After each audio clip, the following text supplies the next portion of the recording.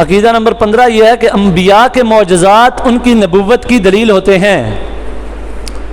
انبیاء کے معجزات ان کی نبوت کی دلیل ہوتے ہیں، اس کا مطلب یہ ہے جب رسول نبوت کا دعویٰ کرتا ہے کہ میں نبی ہوں، میں اللہ کے احکامات کو لے کے آیا ہوں، تو ظاہری سی بات ہے کہ لوگ کہیں گے کہ آپ کے پاس اس کی کیا دلیل ہے کہ اللہ نے آپ کو بھیجا ہے۔ اب اللہ تعالیٰ نبی کو ایک ایسی چیز عطا کرتے ہیں کہ جو خرق عادت ہوتی ہے، جو عام عادت سے ہٹ کے ہوتی ہے، اس کو معجزہ کہتے ہیں، اور وہ بہت سے ہیں، انشاءاللہ ان کی تفصیل جو ہے وہ آگے آ جائے گی۔ تو معجزہ اس خلاف عادت کام کو کہتے ہیں جو کسی سبب کے بغیر اللہ اپنے نبی کے ہاتھ میں ظاہر کرتے ہیں۔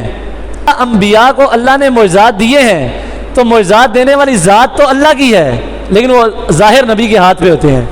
اسی طرح انبیاء کے معجزات اللہ پاک دکھاتے ہیں، لیکن وہ نبی کے ہاتھ پہ ظاہر ہوتے ہیں۔ اب یہ بات سمجھیے کہ معجزے کا مقصد کیا ہوتا ہے، اللہ پاک معجزہ کیوں ظاہر کرتے ہیں؟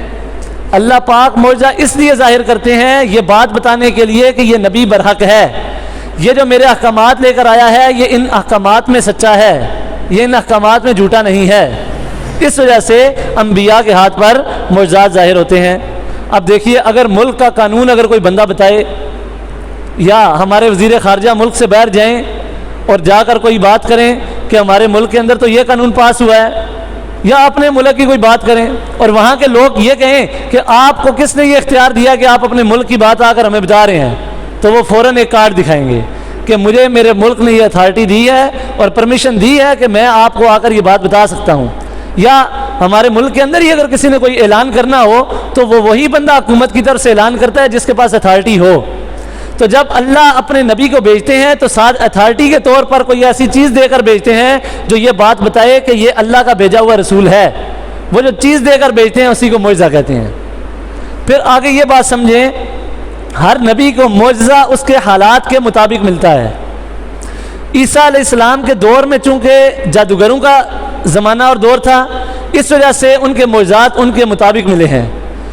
عیسیٰ علیہ السلام کے دور کے اندر معجزات ان کے مطابق ملے، جادوگروں کے مطابق حضرت موسیٰ علیہ السلام کو ملے ہیں۔ حضرت عیسیٰ علیہ السلام کے دور میں حکیموں کا دور تھا، حضرت موسیٰ علیہ السلام کے دور میں جادوگروں کا دور تھا۔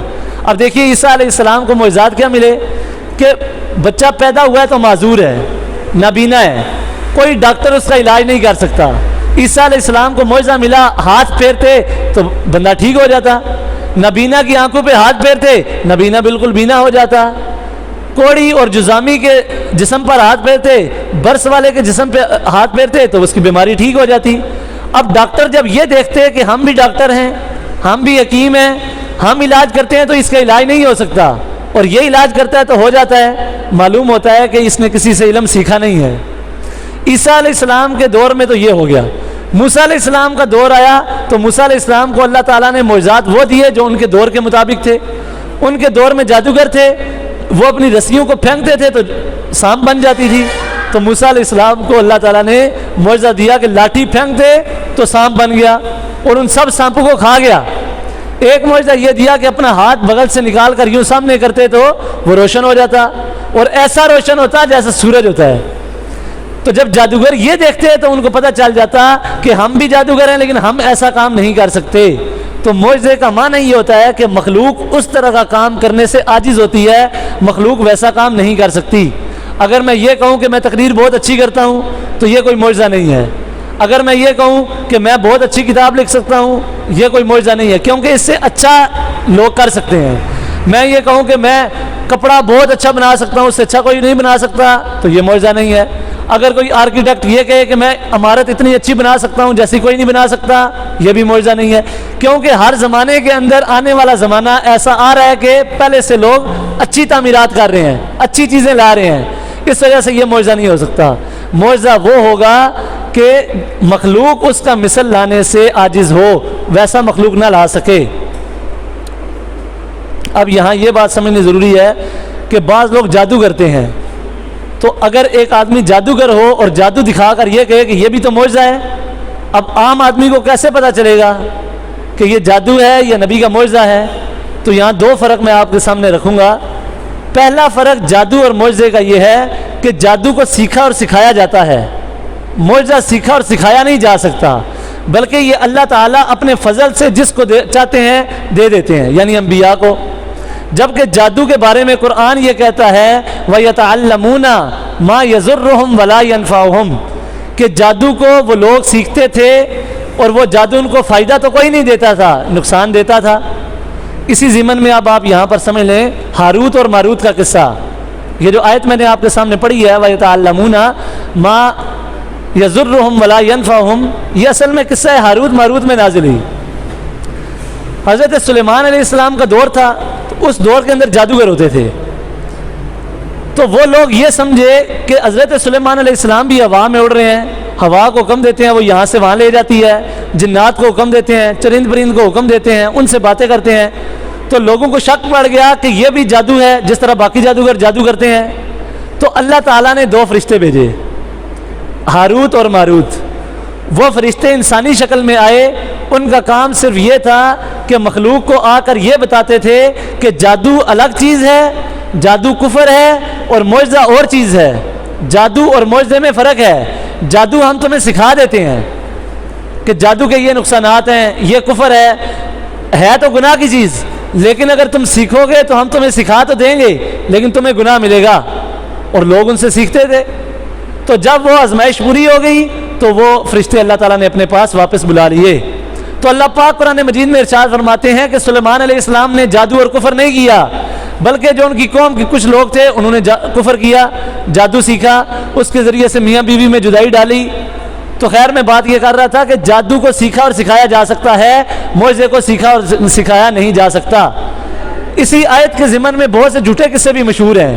بعض لوگوں نے یہ بھی لکھ دیا ہے کہ ہاروت اور ماروت نعوذ باللہ گناہ میں پڑ گئے، فرشتے تھے گناہ میں پڑ گئے، قیامت تک ایک کنویں میں اللہ تعالیٰ نے ان کو لٹکا دیا ہے، وہ لٹکے رہیں گے۔ لیکن یہ بالکل جھوٹے قصے ہیں، ان کا شریعت کے اندر کوئی جو ہے وہ ثبوت نہیں ملتا ہے۔ اب یہ بات سمجھیں کہ معجزے کی 2 قسمیں ہیں، ایک معجزہ ہوتا ہے عملی اور ایک ہوتا ہے علمی۔ عمل کی خاصیت یہ ہے کہ عمل انسان جب کر لیتا ہے تو وہ ختم ہو جاتا ہے۔ اب دیکھیے آپ نے جمعے کی نماز پڑھ لی، آپ کو ثواب مل گیا، وہ عمل ختم ہو گیا، اب وہ قیامت کے دن آپ کو اس کی وجہ سے جنت میں جانا ہوگا۔ لیکن اب آپ علم حاصل کر رہے ہیں، یہ علم آپ کا چلتا رہے گا۔ اگر آپ کسی اور کو سکھائیں گے، آپ کے دنیا سے جانے کے بعد کوئی اور کسی کو سکھائے گا، یہ آپ کو ثواب قیامت تک ملتا رہے گا۔ تو عمل کی خاصیت یہ ہے کہ عمل کرنے کے بعد وہ ختم ہو جاتا ہے، اور علم کی خاصیت یہ ہے کہ علم کا کرنے والا پھیلانے والا اگر چلا بھی جائے تو علم کا ثواب اس کو پھر بھی ملتا رہتا ہے۔ باقی انبیاء کے معجزات عملی تھے، اور ہمارے نبی کے معجزات عملی بھی ہیں علمی بھی ہیں۔ کیسے؟ حضرت موسیٰ علیہ السلام کو اللہ نے معجزات دیے، وہ معجزات ختم ہو گئے۔ عیسیٰ علیہ السلام کو معجزات دیے، وہ انہوں نے امت کو دکھائے، ختم ہو گئے۔ باقی بھی انبیاء کو معجزات دیے، دکھائے، ختم ہو گئے۔ لیکن میرے نبی علیہ السلام کی جب باری آتی ہے تو اللہ پاک نے عملی معجزات بھی دیے، علمی بھی دیے۔ عملی کیا دیا؟ چاند کی طرف انگلی کی تو چاند 2 ٹکڑے ہو گیا۔ نبی علیہ السلام کی انگلی مبارک سے پانی کے چشمے جاری ہو گئے۔ اسی طرح نبی علیہ السلام جب ایک جہاد کے اندر کھانا کم پڑ گیا تو نبی علیہ السلام نے چند آدمیوں کی روٹی اس کے نبی علیہ السلام نے ہاتھ لگایا تو وہ ہزاروں صحابہ کو پوری ہو گئی۔ تو یہ عملی معجزات تھے کہ نبی علیہ السلام کی وفات کے بعد یہ ختم ہو گئے۔ لیکن ایک معجزہ میرے نبی کو ایسا ملا ہے جو علمی ہے، یعنی قرآن مجید، کہ یہ قیامت تک رہے گا۔ علامہ سیوطی رحمہ اللہ الخصائص الکبریٰ کے اندر فرماتے ہیں کہ نبی کے 2 معجزات ایسے ہیں کہ جو قیامت تک چلیں گے، ان میں سے ایک معجزہ قرآن مجید ہے۔ تو جب تک نبی کیا معجزہ چلے گا تب تک نبی کی نبوت چلے گی، یہ انشاءاللہ آگے چل کے میں بتاؤں گا۔ تو اس وجہ سے میرے نبی کو چونکہ معجزات علمی اور عملی دونوں ملے ہیں، اس وجہ سے میرے نبی دوسرے انبیاء سے افضل ہیں۔ اسی طرح معجزات کی ایک اور اعتبار سے 2 قسمیں کی جاتی ہیں۔ ایک معجزہ وہ ہوتا ہے کہ جو کفار کے مقابلے میں اللہ پاک عطا کرتے ہیں، یعنی کفار نہ مان رہے ہوں کہ تم یہ معجزہ دکھاؤ تو ہم تب بھی مان لیں گے، جیسا کہ قوم سمود جب انہوں نے کہا کہ اس پہاڑ سے اونٹنی نکالو، وہ اونٹنی آئے اور اس کے بعد بچہ جنے تو پھر ہم ایمان لائیں گے، تو حضرت صالح علیہ السلام نے وہ معجزہ دکھا دیا۔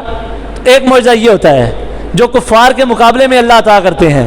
ایک معجزہ وہ ہوتا ہے کہ جو اللہ دین کی نصرت کے لیے عطا کرتے ہیں، جیسے صحابہ سفر میں تھے، راستے میں پانی ختم ہو گیا تو نبی علیہ السلام نے جو پانی تھوڑا سا جمع ہو گیا اس کو اپنے پاس منگوایا اور اس میں اپنی انگلیاں مبارک رکھی، ہاتھ مبارک رکھا، تو نبی علیہ السلام کی انگلیوں سے چشمے جاری ہو گئے۔ اب یہ معجزہ کفار کے مقابلے میں نہیں تھا، بلکہ یہ معجزہ دین حق اسلام کی نصرت کے لیے تھا۔ تو اس طرح معجزات کی دو قسمیں اس طرح بھی کی جاتی ہیں۔ باقی میں نے آپ کو یہ بات پہلے بتا دی کہ معجزات کا فاعل اللہ ہوتا ہے، کرامت کا فاعل اللہ ہوتا ہے، یعنی کسی ولی کے ہاتھ میں کوئی کرامت ظاہر ہو جاتی ہے تو اس کا فاعل بھی اللہ ہوتا ہے، معجزات کا فاعل بھی اللہ ہوتا ہے، صرف نبی اور ولی کے ہاتھ پہ وہ ظاہر ہوتا ہے۔